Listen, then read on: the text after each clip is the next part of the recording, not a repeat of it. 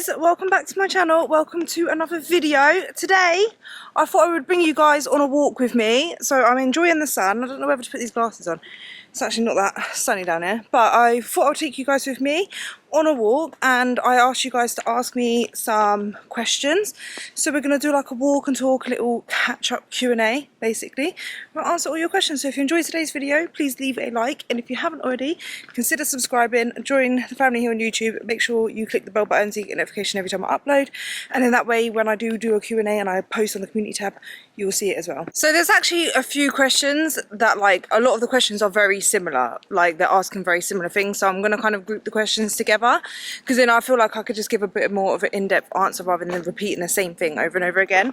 But so a few of the questions are asking about belly fat. So there was one: what is the best method of burning belly fat? How to get rid of visceral fat?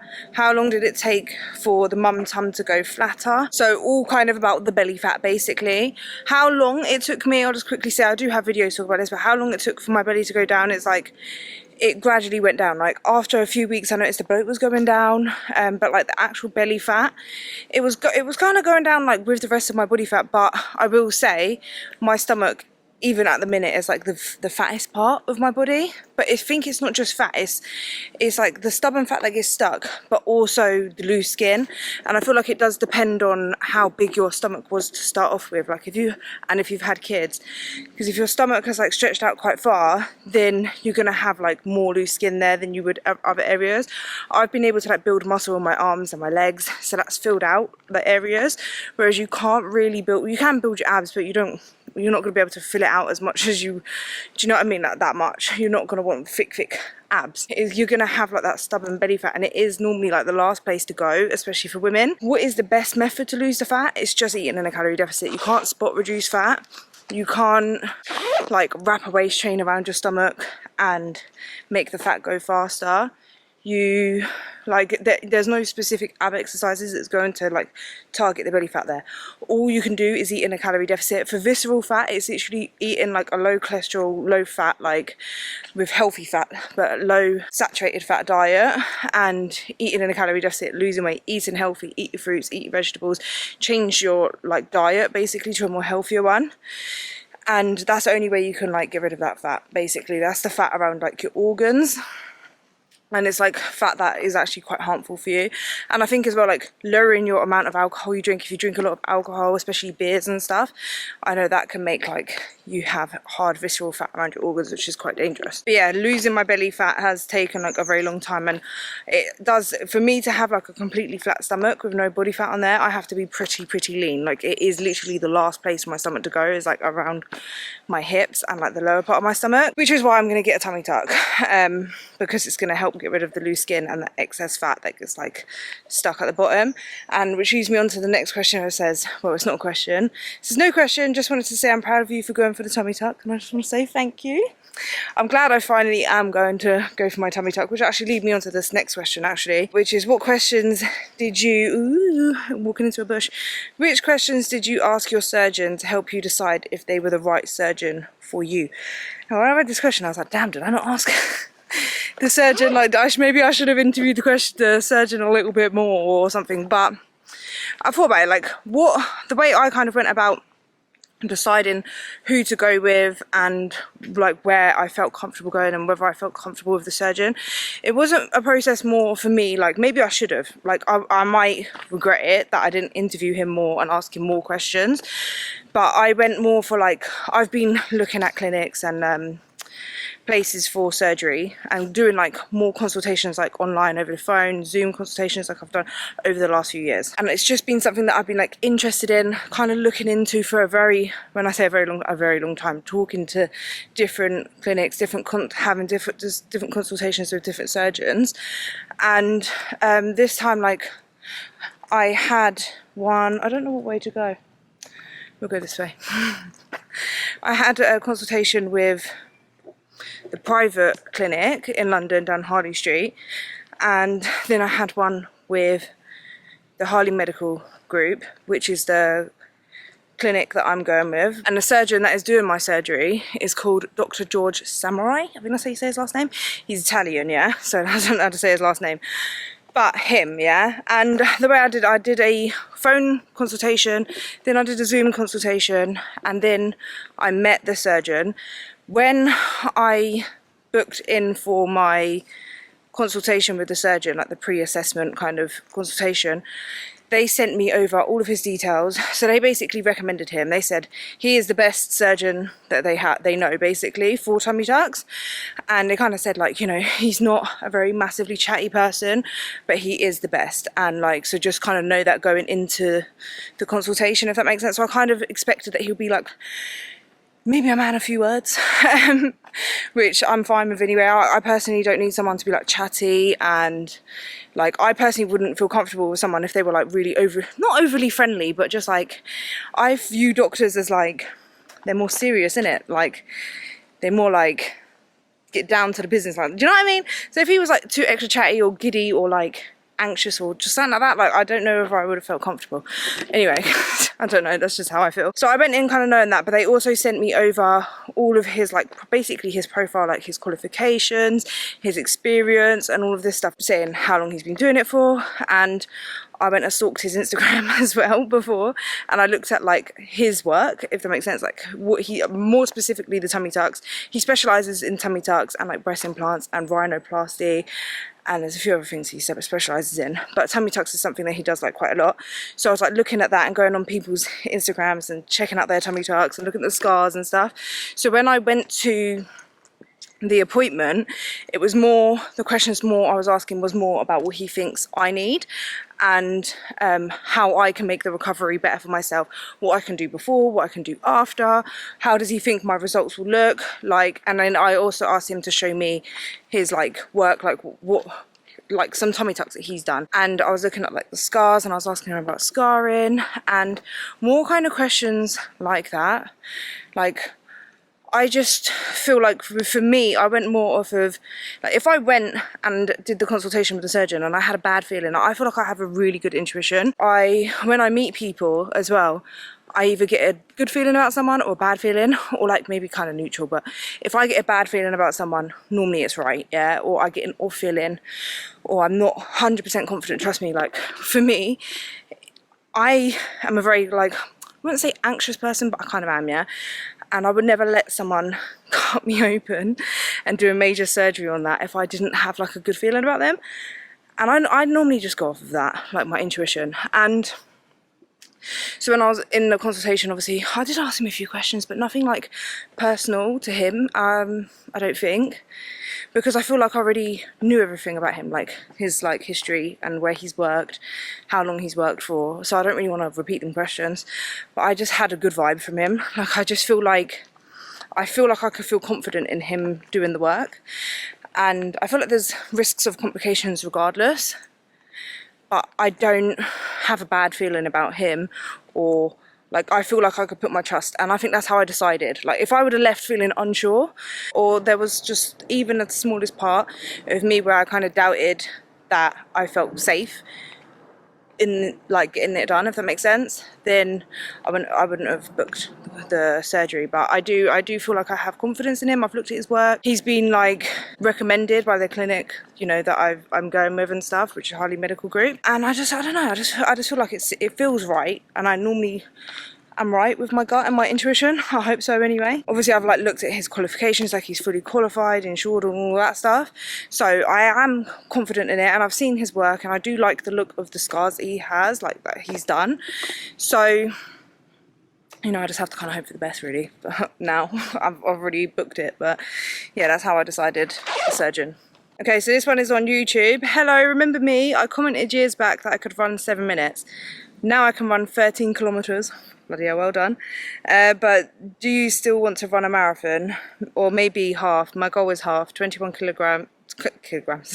21 kilometers is long distance enough. Rabbi, running is fun. Try 5k first, then 10k. If you want to start running, of course. I did do running on like the treadmill. I could do like a 5k on the treadmill, pretty easy. But running outside, I feel like it's harder. Obviously, I'm having my tummy tuck now, so I'm not going to be able to do that anytime soon. but I do want to get into running. I don't think I'm built for running, but I do definitely agree with building yourself up. Like start off with like a 5, I reckon even a 2k, 3k, 5k, then we build it up like that. But the couch to 5k was really good. I did do that before. How to motivate yourself when weight loss slows down. I've come down from 203 pounds to 177 pounds. I'm 5'6" over the last 6 months. Feel like my motivation is slowing down because it's taking longer to drop the pounds now. I do understand where you're coming from. It is hard, sorry, a plane going past. It is hard to stay motivated when you're not seeing the fast progress, but you need to remember you're not always going to see that fast progress. It's not always going to be like dropping. The less body fat you have to lose, the slower and the harder it will be to lose the weight. Like, it just happens. When I first started, I literally lost like 9 pounds in my first week. When I try and lose weight now, I'm lucky if I lose a pound a week. Do you know what I mean? So you just have to kind of just stick with the habits and find other ways to track your progress rather than just a scale, measurements, how your body feels, how you look in the mirror, how clothes are fitting. Try and do that rather than just on the scale, because you're not going to find it easy to be motivated. So yeah, other than doing different methods of tracking your progress to keep you motivated, and also I forgot to add, doing before and after pictures, progress pictures massively help motivate me. But also just try to stick to a routine and try to practice discipline, because you're not going to be motivated 24/7, and it's just normal. It's just the way like it is. Like you can use that motivation that you have in the beginning to set the habits and the lifestyle, the routine. And then once you lose that motivation, because you've got that already in place, just do it. Regardless of how you feel, just do it. And then that way you will start to see progress, and then that will be what will keep you motivated, because you will see the progress. But you can't see progress if you don't keep going. So you've got to keep going, set that routine, have them habits, and use your discipline. Regardless of how you feel, just do it.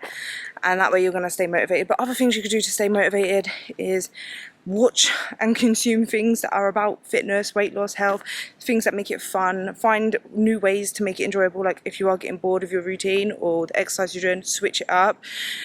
Try new meals. Like you can do things to kind of switch it up. But the main thing is literally just keep going and track your progress in different ways. The scale isn't always going to keep dropping down. So find other ways to track your progress, to keep you motivated, to see your progress. Because like sometimes like you could actually lose body fat and gain muscle at the same time and not see it on the scale. And so you're making progress, but you are only tracking it through the scale. So because the scale isn't moving and it's staying the same, you think you're not making progress, and then you can give up when you was actually making progress. Another question I've read just before I put my phone in my little bag here, was what's the hardest part about losing weight? And I think the hardest part about losing weight is, like that last question, is when you don't feel like you're seeing much progress, or when it starts slowing down, and where like you hit like a hard part. Like the hardest part about losing weight is like when you get to a sticky bit where it's like mentally you feel like giving up, because you will reach that point. And that is the hardest part, is like the mental part of losing weight. You can know exactly how to lose weight. You can actually know that it's in a calorie deficit, know how to track your calories, know what you need to do to lose weight. You could have lost weight before and regained it. You can know exactly how to lose weight, but it's the mental part where you hit a point where you are struggling mentally, or you want to give up, or you're not seeing progress, or for whatever reason you hit like a point, and it's at that point where you either push through it and get to the other side and you come out stronger and you see that progress, or you give up. And a lot of people give up, and it is hard. Like the hardest part of losing weight is hitting those points, because even as someone who I clearly have been able to push through each of them points, it's hard, because like you feel you really want to give up, but the only way like you can get through that is by like telling yourself like you can't give up. Like you just can't, no matter what. Make a promise to yourself. I made a promise to myself, like never ever give up on yourself. Never. No matter how hard it gets, do not give up on yourself. So like when you really want to give up, if you've made that promise, like if you make a promise to yourself, don't break it. So like every time like I want to give up, I'm like I can't. Like I physically can't give up. Like I've just got to push through it, and I've got to keep going, like no matter how hard it gets. But that is the hardest part. It's like the wanting to give up, the not seeing progress, or where you feel like you're hitting a depressed point, like where you're having a depressive episode, or like mentally you're just like, you're not there. You're just like, I don't want to do it anymore. I want to give up. But you have to just keep going. And that is the hardest part of losing weight, is having those moments. But those moments also will make you stronger, because you'll push through it and you'll see the other side and you will be stronger for it, if that makes sense. So like, that's the hardest part about losing weight. What camera equipment do you use for filming? P.S. You are my inspiration, girl. Woohoo! Thank you. This is the Sony ZV-1, I think that's what it's called. It's just a vlogging camera. So yeah, that's the camera I use. I've had it for ages now. It's getting old. Probably could do with a new one. Yeah, so that's my camera. I have a juicy question. Are you dating at the moment? And then someone said I'm married. Is this my left hand? There's no ring on this finger. I'm not married. And then Instagram. Are you looking for love or happy being single? Also, you're such an incredible mum. Thank you so much. I appreciate that. Or have you been on any dates, or are you just enjoying your single life? So let's answer this question. I don't have any tea or coffee with me, so how can I spill the tea, you know? No, I'm joking. I'm actually really out of breath. You guys probably can't even tell, but this is a hill. I am walking up a hill and talking at the same time, and I thought I was pretty fit, but clearly not, because I'm getting out of breath. So if I'm breathing heavy on this video, we know why, right? I'm getting my moderate activity in this beautiful place. I feel like I'm just avoiding the dating question. But no, I'm not really dating right now. I'm not looking for love. Like, I'm not actively looking for it. I'm not on dating websites. I'm not looking for someone. I am kind of happy with like the situation where I'm at right now. I feel like I've used, like, I was in a relationship for like a really, really long time. Like, I know how to be in a relationship. I know I am the most best girlfriend. I'm wifey. Like, I have so much to give someone, like so much love to give someone. But I feel like I gave that for such a long time that I just, for now, I just want to keep pouring that into me, into my babies. I know I have so much like love that, like, I just feel like I'm just working on myself right now, and I'm giving that to myself. Like, I can take myself on dates. Like, I've realized there's no one that can love me and treat me better than I can love myself and treat myself. Like, if I want to go on dates, I can actually take myself on dates.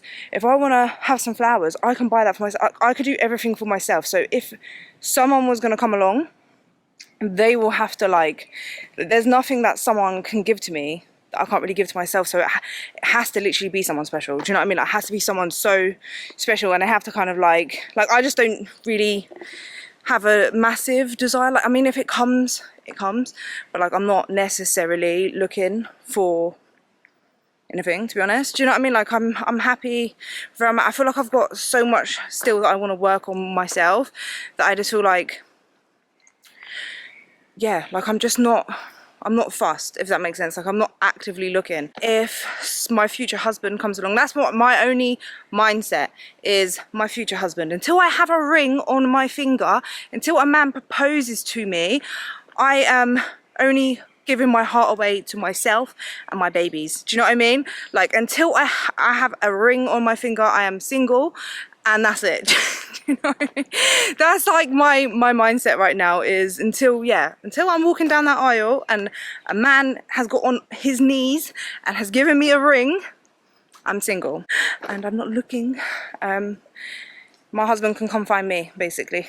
I don't know where I've walked to. I don't think I've ever been to this part before. It's like a cute little pub there. Should we just stop off and have a little pint? Is that a pub or is that a house? Actually, I think that's a little house. It's not even a pub. Or is that? No, it looks like a pub garden. Is it a little pub? I don't know.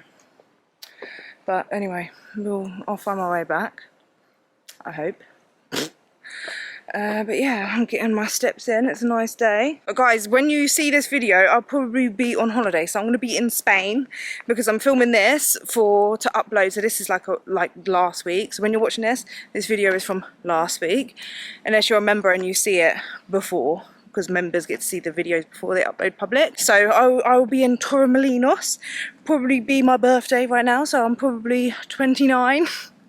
How cool is that? But yeah, so I'm excited to go on holiday and get a tan. Right now I'm so pale because I haven't even got any fake tan on. I'm going to fake tan before the holiday because I'm just naturally pale. I was going to do sunbeds, but I'm going to walk back because I don't know where the hell I've gone. I was going to do sunbeds, but I don't want to ruin my skin, to be fair. I literally don't want to ruin like my face. I say that, like get loads of wrinkles and stuff, and like I have moles and I have like loads of freckly moles and stuff, so I just worry about skin cancer too much. I just think it's not really worth it, so I fake tan. So I was like, do you know what, I'm just going to fake tan for holiday. If it goes patchy when I'm on holiday, it goes patchy. Do you know what I mean? Who cares? I'm just going to be enjoying all the all-inclusive drinks and the all-inclusive food, which I hope is good, and just chilling in the sun in a bikini. That's all I'm like fussed about, to be honest. I hope you guys enjoyed today's video. I hope you guys have a lovely week, and please like the video and leave me a comment down below,